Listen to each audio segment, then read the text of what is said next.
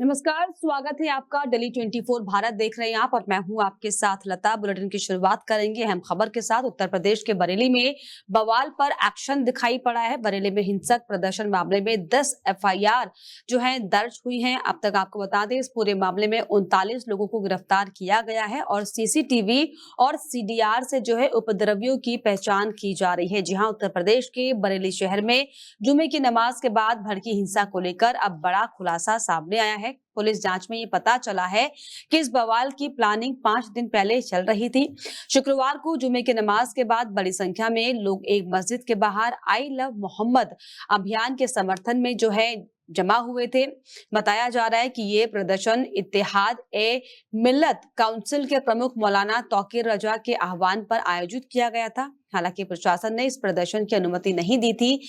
जब प्रदर्शनकारियों ने सड़क पर उतरने की कोशिश की तो पुलिस ने रोकने की कोशिश की और इसी दौरान जो है पुलिस और भीड़ के बीच में झड़प हो गई।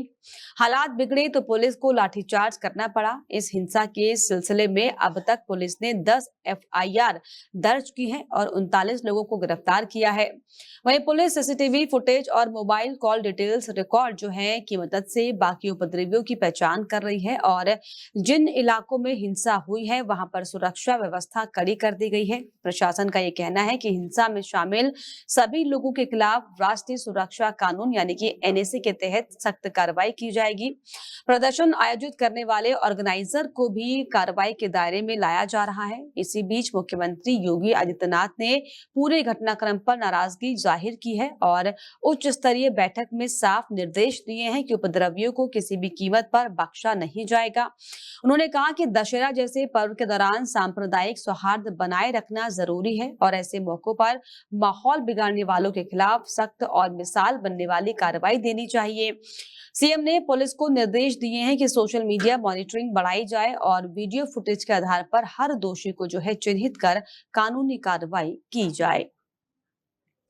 तो बरेली आपको बता दें, दरअसल आई लव मोहम्मद को लेकर जो जमकर नारे लगे, उसका जो बवाल है अब थमने का नाम नहीं ले रहा, क्योंकि साफ तौर पर ये बड़ा सवाल खड़ा होता है कि आखिर जब जिला प्रशासन की तरफ से परमिशन नहीं दी गई तो क्यों इस तरीके से जो है सांप्रदायिक माहौल को खराब करने की कोशिश की गई। हालांकि इसको लेकर सीएम योगी आदित्यनाथ ने भी साफ तौर पर जो है संज्ञान लेते हुए कहा है कि इस तरह के मामलों पर ऐसी कार्रवाइयां होना जरूरी है जो कि देश के लिए, न सिर्फ देश के लिए बल्कि दुनिया के लिए भी मिसाल बने। सिद्धार्थनगर में धार्मिक तनाव पर प्रशासन की पैनी नजर बनी हुई है। धार्मिक झड़प के बाद आपको बताएं कि प्रशासन और निष्पक्ष जांच की मांग लगातार हो रही है। आपको बता दें, उत्तर प्रदेश के सिद्धार्थनगर जिले में इन दिनों माहौल काफी तनावपूर्ण बना हुआ है। मामला धार्मिक भावनाओं से जुड़ा हुआ है। धीरे धीरे ये विवाद एक बड़े उबाल की तरफ बढ़ रहा है। दरअसल 21 सितंबर को मिश्रौलिया थाना क्षेत्र में दुर्गा प्रतिमा विसर्जन के दौरान डीजे बजाने को लेकर विवाद हो गया था। दुर्गा प्रतिमा के काफिले पर मुस्लिम समुदाय के लोगों ने कथित रूप से पत्थरबाजी की और धार्मिक ध्वज भी फाड़ दिए। इस विवाद ने देखते ही देखते नारेबाजी और झड़प का रूप ले लिया। पुलिस मौके पर पहुंची जरूर, लेकिन हालत जो है पूरी तरह से काबू में नहीं आए। मामला शांत होने की बजाय अब सोशल मीडिया के जरिए और ज्यादा भड़कता नजर आ रहा है। पुलिस पर एक तरफा कार्रवाई के आरोप लग रहे हैं। बजरंग दल और हिंदू संगठनों ने थाने पहुंचकर पुलिस कार्रवाई का विरोध किया और साफ चेतावनी दी है कि अगर न्याय नहीं हुआ तो बड़ा आंदोलन होगा। स्थानीय लोगों का कहना है कि प्रशासन को अब निष्पक्ष और पारदर्शी कार्रवाई करनी चाहिए, वरना मामला जिले में बड़ी सांप्रदायिक अशांति का रूप ले सकता है। फिलहाल पुलिस सोशल मीडिया मॉनिटरिंग कर रही है, लेकिन स्थिति अब भी तनावपूर्ण बनी हुई है। तो त्योहार का ये सीजन है और ऐसे त्योहारी सीजन में जो है मामला किस तरीके से अलग अलग जगहों से सामने आ रहा है, ये चिंता का विषय है, क्योंकि जिस तरीके से इस समय में सांप्रदायिक माहौल को जो बिगाड़ने की साजिश हो रही है, इसको लेकर हालांकि योगी सरकार भी साफ तौर पर अपनी निगाहें इस पर बनाए हुए हैं और ये सख्त चेतावनी उपद्रवियों को दी गई है कि अगर त्योहारी सीजन में और खास तौर पर जब जो है दशहरा का पर्व है, नवरात्रि के मौके चल रहे हैं, ऐसे में अगर किसी भी कीमत पर माहौल को खराब करने का अगर काम किया जाएगा तो सख्त से सख्त कार्रवाई की जाएगी। मेरा नाम घनश्याम गुप्ता है। मैं भारतीय जनता पार्टी का मंडल अध्यक्ष व्यापार प्रकोष्ठ से हूँ। मामला ये है कि 21 तारीख को हमारे गौरगी के निषाद वंशज के लोग दुर्गा जी की प्रतिमा लेने के लिए गोनरा आ रहे थे। गाड़ी PWD रोड पे नहीं चढ़ी, सिर्फ जो है डीजे की गाड़ी आई। हमारे यहाँ के तमाम मुस्लिम समुदाय के लोग गाड़ी के आगे खड़ा हो गए, डीजे ना बजाने के लिए वो कहने लगे। इसके बाद जब डीजे नहीं बंद हुआ तो हम मुस्लिम लोग तमाम लगभग सैकड़ों लोग वहाँ इकट्ठा हुए। हमारे भगवान प्रभु श्री राम का आगे जो झंडा लगा था भगवा, उसको तोड़ दिए। हिंदू पक्ष को विरोध करने पर वो लोग फिर वहाँ ईंटा पत्थर चलाने लगे, जिससे हमारे एक बच्चे का, जिसका नाम महेश है, उसका सर फूट गया, उसका दांत फूट गया। 2-4 महिलाएं जो है वो चोटिल हुई और लोग भी चोटिल हुए। सोनभद्र में समाजवादी पार्टी ने जोरदार प्रदर्शन करते हुए बीजेपी सरकार की जीएसटी नीतियों को जमकर घेरा है। प्रदर्शनकारियों ने इसे छूट नहीं छलावा करार दिया और सरकार पर सीधे सीधे जनता को गुमराह करने का आरोप लगाया है। स्वर्ण जयंती चौक पर हुए इस प्रदर्शन में जिला सचिव प्रमोद यादव ने कहा कि 8 साल पहले जिस जीएसटी को सरकार सही बताती थी, आज चुनाव आते ही उसे छूट के तौर पर पेश कर रही है। उन्होंने कहा कि जब तक आम आदमी का जीएसटी में रजिस्ट्रेशन नहीं होता तब तक कोई भी छूट सिर्फ दिखावा है।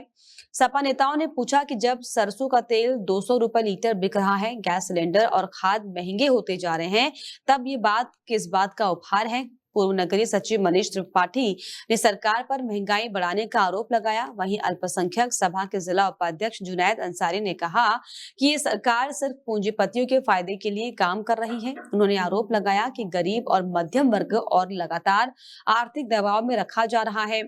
इस विरोध प्रदर्शन में आनंद विश्वकर्मा, लालमणि भारती, राम नारायण भारती समेत कई कार्यकर्ता मौजूद रहे। अब पार्टी ने चेतावनी दी है कि अगर सरकार ने आम जनता की आर्थिक समस्याओं को नहीं सुना तो बड़े स्तर पर आंदोलन किया जाएगा। उत्तर प्रदेश के मुजफ्फरनगर में इन दिनों धार्मिक पोस्टरों को लेकर माहौल गर्म है। जहां एक तरफ आई लव पैगंबर के पोस्टरों को लेकर देश भर में विवाद हो रहा है, तो वहीं दूसरी ओर अब राष्ट्रीय हिंदू शक्ति संगठन ने जवाब में आई लव महादेव के होर्डिंग्स जगह जगह पर लगाए हैं। मामला जब पुलिस के संज्ञान में आया तो शुक्रवार को एक्शन में आते हुए इन होर्डिंग्स को हटवा दिया गया। पुलिस की एक टीम संगठन के संयोजक संजय अरोड़ा के घर भी पहुंची और उनसे इस पूरे मामले में बातचीत की गई। बातचीत के बाद ये तय हुआ कि अब और कोई नए होर्डिंग्स नहीं लगाए जाएंगे। बताया जा रहा है कि संगठन की योजना थी कि नगर के 20 मुख्य चौराहों पर ऐसे पोस्टर लगाए जाएंगे, लेकिन अब तक सिर्फ 5 ही लगाए गए थे, जिन्हें भी पुलिस ने उतरवा दिया है। संजय अरोड़ा का कहना है कि ये होर्डिंग्स किसी के खिलाफ नहीं थे, बल्कि ये सिर्फ भगवान शिव को याद करने का तरीका था। उन्होंने साफ कहा कि आई लव महादेव कहना कोई अपराध नहीं है, ना हमने कोई उकसावे वाली बात की और ना ही किसी धर्म को टारगेट किया है। नहीं, होर्डिंग जो है संगठन के द्वारा लगाए गए हैं, राष्ट्रीय हिंदू शक्ति संगठन के द्वारा, और हमने जो होर्डिंग लगाए अपने शिव भगवान को लेकर लगाए हैं। आई लव महादेव करके हमने होर्डिंग लगाए हैं। ये 20 होर्डिंग लगने थे, परंतु उसमें से 5 ही लग पाए हैं। प्रशासन उसके बाद बातचीत कर रहा है लगातार हमारे से। नहीं, होर्डिंग जो है संगठन के द्वारा लगाए गए हैं, राष्ट्रीय हिंदू शक्ति संगठन के द्वारा, और हमने जो होर्डिंग लगाए अपने शिव भगवान को लेकर लगाए हैं। आई लव महादेव करके हमने होर्डिंग लगाए हैं। ये 20 होर्डिंग लगने थे, परंतु उसमें से 5 ही लग पाए हैं। प्रशासन उसके बाद बातचीत कर रहा है लगातार हमारे से। नहीं, होर्डिंग उत्तर प्रदेश के रामपुर जिले में एक दर्दनाक सड़क हादसा हुआ, जिसमें 11 नेपाली नागरिक गंभीर रूप से घायल हो गए और एक युवक की मौत हो गई है। सभी लोग एक आर्टिगा टैक्सी कार में सवार होकर नेपाल के महेंद्रनगर से दिल्ली की ओर जा रहे थे। हादसा तब हुआ जब टैक्सी तेज रफ्तार में फिल्मी स्टाइल में डिवाइडर पर चढ़ गई। हादसा बिलासपुर के नैनीताल हाईवे पर हुआ, जहां पर गाड़ी ने अचानक संतुलन खो दिया और पलट गई। इसी भीषण टक्कर में एक नेपाली युवक की हालत बेहद नाजुक हो गई है और इलाज के लिए ले जाते वक्त उसकी मौत हो गई। बाकी सभी घायलों को जिला अस्पताल में भर्ती कराया गया, जहां पर उनका इलाज जारी है। वहीं पुलिस मौके पर पहुंची, शव को पोस्टमार्टम के लिए भेजा गया और घायलों की पहचान कर परिजनों को सूचना दी जा रही है। फिलहाल पुलिस पूरे हादसे की जांच कर रही है। हादसे की असली वजह तेज रफ्तार थी या फिर तकनीकी खराबी के चलते दुर्घटना हुई है। प्रशासन ने घायल नागरिकों को हर संभव मदद देने का आश्वासन दिया है और उनके सुरक्षित दिल्ली पहुंचाने की भी व्यवस्था की जा रही है। महाराजगंज जिले की घुगली थाना क्षेत्र के बैरिया हरखपुरा गांव में उस वक्त हड़कंप मच गया जब एक युवक 220 केवी के हाईटेंशन विद्युत टावर पर चढ़ गया। वहीं युवक की पहचान कारण जो है पुत्र बलिराम प्रसाद निवासी अंतरडीहा कुशीनगर के रूप में हुई। मौके पर मौजूद लोगों ने बताया कि कारण का उसी क्षेत्र की एक युवती से प्रेम संबंध चल रहा था और किसी बात को लेकर नाराज होकर जो है करण सीधा टावर पर चढ़ गया। 3 घंटे से भी ज्यादा समय तक करण टावर पर चढ़ा रहा, जिससे गांव में भारी भीड़ जमा हो गई, अफरा तफरी मच गई। स्थिति की गंभीरता को देखते हुए बिजली विभाग ने तत्काल लाइन को ट्रिप कर दिया, जिससे कि हादसे की आशंका टल गई। मौके पर सीओ सदर फायर ब्रिगेड, बिजली विभाग के अफसर और थाना प्रभारी कुंवर गौरव सिंह पहुंचे। सभी ने मिलकर युवक को नीचे उतारने की काफी कोशिश की, लेकिन बात नहीं बनी। फिर मौके पर करण की प्रेमिका को बुलाया गया और लड़की से बातचीत के बाद आखिरकार करण नीचे उतरा, जिसके बाद जो है पुलिस ने दोनों को परिवार वालों को समेत थाने ले जाकर पूछताछ शुरू की। फिलहाल पुलिस पूरे मामले की छानबीन कर रही है और करण की मानसिक स्थिति का भी मूल्यांकन किया जा रहा है। वहीं हरदोई में जीएसटी कटौती से बाजारों में रफ्तार देखने को मिल रही है। हरदोई के कार शोरूम में जो है ग्राहकों की भीड़ दिखाई पड़ रही है। जीएसटी राहत से बाजार में जश्न का माहौल भी है। सरकार की ओर से किए गए बदलाव का असर अब जमीन पर दिखने लगा है। खासकर गाड़ियों की कीमतों में भारी गिरावट के बाद अब लोग बड़ी संख्या में शोरूम का रुख कर रहे हैं। हरदोई के एक मारुति कॉन्सेप्ट कार शोरूम में तो हाल ये है कि ग्राहक इतनी संख्या में आ रहे हैं कि बैठने तक की जगह नहीं बची। शोरूम स्टाफ के मुताबिक जहां पहले दिन भर में 5 से 10 लोग आते थे, अब रोजाना 100 से 150 ग्राहक गाड़ियों का एस्टिमेट ले रहे हैं और इनमें से 35 से 40 गाड़ियां हर दिन बिक रही हैं। शोरूम वालों का कहना है कि जीएसटी में बदलाव के चलते हर गाड़ी पर 70 से 80 हजार रुपए तक की बचत हो रही है। ये बचत शादी ब्याह जैसे मौकों पर कार लेने वालों के लिए काफी फायदेमंद साबित हो रही है। वहीं कई ग्राहक खुद ये बताते नजर आए कि सरकार के इस कदम से उन्हें आर्थिक राहत मिली और वे अब बचाए गए पैसे का उपयोग बाकी जरूरी कामों में कर सकते हैं। सिर्फ गाड़ियां ही नहीं बल्कि बाइक, इलेक्ट्रॉनिक सामान और खाने पीने की चीजों पर भी राहत मिल रही है, जिसका सीधा असर मार्केट में दिख रहा है। अब आम जनता को सस्ती कीमतों पर सामान मिलने से बाजार में तेजी और रौनक बढ़ती हुई दिखाई पड़ रही है।